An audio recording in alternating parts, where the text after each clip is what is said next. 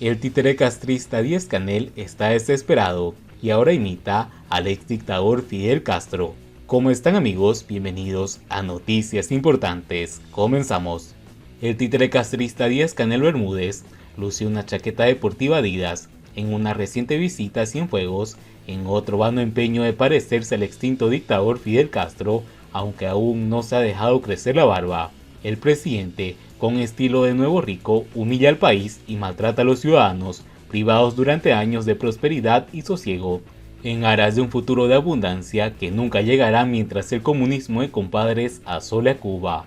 La pretendida sencillez no está reñida con elegancia, y esta estampa del mandatario enfundado con una chaqueta deportiva Adidas, habitando palacetas en Miramar y viajando en un BMW blindado, parece sacada de una telenovela, donde el nuevo rico recorre fincas y alecciona a los capataces y trabajadores. Un mandatario de la dictadura del proletariado más antigua del occidente, usando prendas de marca que son un símbolo del capitalismo, solo revela la superficialidad y la inconsistencia, además de un agravio a la mayoría de los ciudadanos, cuyos sueldos no alcanzan para comprar un mono deportivo Adidas, aunque fuera de uso. Otro inconveniente del fetiche lucido por Díaz-Canel es que hace ridículo mundial al estilo de Fidel y Chávez, usando una prenda de entrenamiento deportivo como si fuera un abrigo ligero, provocando las risas, chistes y memes del medio mundo.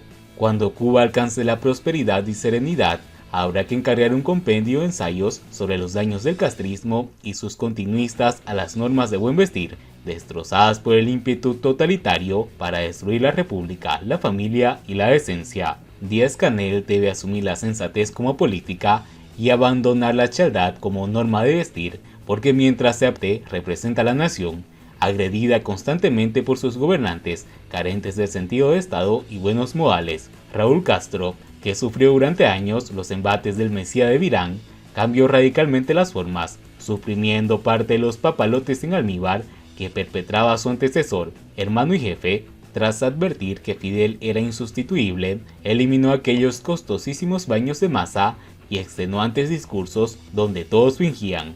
Pero Díaz-Canel, una apuesta política de Raúl, prefiere imitar a Fidel Castro, y ya sabemos que quien imita fracasa, sobre todo porque la autoridad y el carisma no se heredan, como ocurre incluso con hijos biológicos de figuras históricas.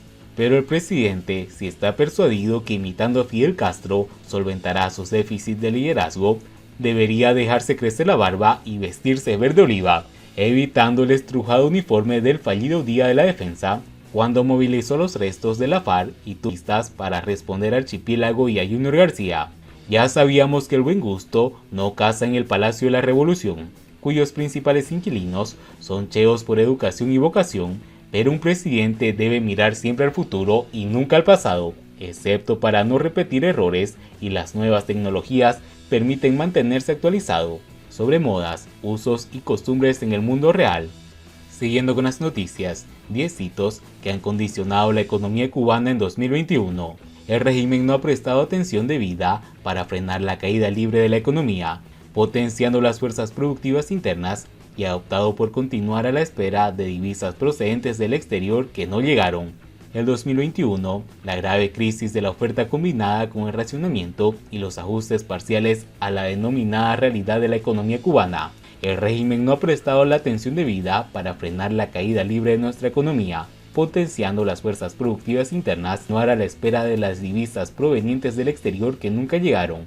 El escenario puede ser descrito mediante 10 hitos. Primero, la obligación impuesta de ejecutar la tarea de ordenamiento en el peor momento posible.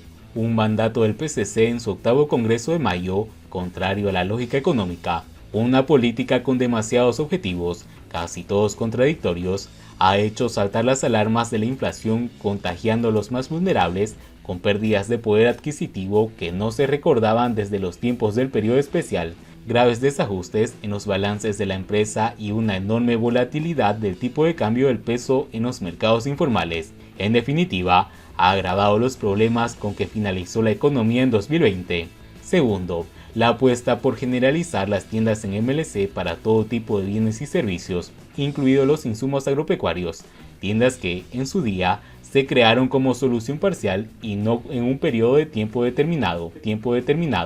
Se ha priorizado la obtención de divisas y MLC por los actores económicos y el conjunto de la población para tener acceso a más bienes y servicios que en la distribución estatal, generando graves desigualdades sociales y tensiones cambiarias que obligaron a cerrar las operaciones oficiales de las CADECAS, así como no admitir depósitos en dólares en efectivo en las cuentas bancarias. La dualidad monetaria peso y CUC, que se quiso eliminar con la tarea de ordenamiento, ha vuelto con el peso y la MLC. Tercero, el hundimiento del sector agropecuario, ajeno a la implementación de las 63 medidas para comercializar lo que previamente no se ha producido en el campo. El énfasis de las medidas de la distribución comercial ha supuesto el desinterés de los productores por las mismas, a la que no se ha obtenido los estímulos necesarios para poder producir más. La distribución estatal sigue haciendo de las suyas. Pero el problema principal de la agricultura es que la tierra no es una paja y la hace producir. Las condiciones técnicas y productivas siguen siendo una restricción para el sector agropecuario. Las tierras sin cultivo y ociosas, mientras escasean los alimentos para el pueblo. Cuarto, la solicitud de un nuevo aplazamiento de los pagos de la deuda externa con el Club de París, sin disponer de información sobre el importe total de obligaciones, lo que ha limitado el acceso a los mercados financieros internacionales. La deuda crece y se hace ingobernable. Las pretensiones de régimen de nuevas condonaciones se han visto rechazadas y se sustituyen por aplazamientos de pagos con el lógico aumento de los costos financieros. La ausencia de una política cambiaria y realista, fijando en la tarea de ordenamiento un tipo de cambio irreal del peso con las principales divisas, que fue rápidamente recogido en los mercados informales. No se realizó un análisis de fundamentales de la economía para establecer mediante una evaluación del 2300%, la más elevada de nuestra historia, un tipo de cambio de 1 por 24 que se vio que no era adecuado. La economía cubana sigue siendo poco competitiva y sin capacidad de exportar. Una apuesta por la creación de MIPYMES, que ha sido una huida hacia adelante del régimen para presionar la desaparición y o conversión de los trabajadores por cuenta propia, TCP, que alcanzaron el 13% de la ocupación total. Esta medida se pretende que tenga efectos de medio plazo, pero en ningún caso va a permitir el desarrollo de un sistema empresarial privado en Cuba, ya que mantiene el poder máximo de autorización en manos de la dictadura, así como la ausencia de derechos de propiedad y garantías jurídicas. Además, puede ir asociada una mortandad de las empresas en sus primeras etapas de vida si los mercados no se consolidan de forma adecuada y si fallan los recursos financieros canalizados hacia un déficit estatal fuera de control. Seguimos, el despliegue de una política crediticia arriesgada que puede acabar creando una crisis de impagos entre las entidades que nacen y que dejan fuera a los TCP. Incluso medidas recientes como la financiación en MLC de los préstamos a MIPYMES y CNAs pueden acabar generando una peligrosa dualidad en el mercado crediticio que reduzca los efectos positivos de la expansión de crédito. La expansión del déficit y su financiación en bonos soberanos por la banca condicionada con la concesión de créditos de los actores privados. Octavo, el progresivo agotamiento de las fuentes financieras externas, inversiones, exportaciones, turismos, remesas, suministros de petróleo de Venezuela, pagos por servicios médicos y programas de cooperación y la ayuda de naciones amigas, lo que supone una quiebra del modelo dependiente del exterior. Seguimos, en lugar de defender a ultranza el mantenimiento del modelo socialista comunista de una constitución de 2019, que ha sido el principal obstáculo para lograr que la economía cubana aproveche sus propias potencialidades sin necesidad de recurrir a los estímulos del exterior, las autoridades deberían haber apostado por la influencia positiva que ejerce la propiedad privada sobre la eficiencia y la productividad de los factores, o en el mercado como principal instrumento de asignación de recursos de una economía.